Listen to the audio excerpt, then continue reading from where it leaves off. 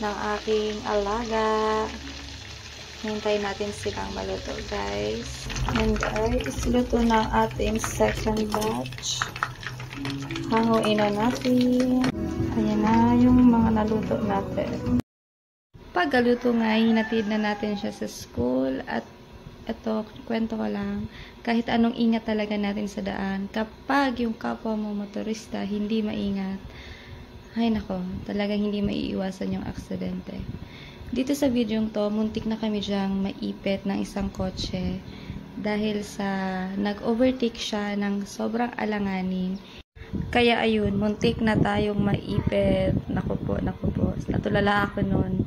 Parang tumigil bigla yung tibok ng puso ko. So ayun guys, ingat-ingat na lang po tayo sa kalsada at sa kanya na hindi man lang huminto. God bless sa iyo, kuya. Thank you for watching.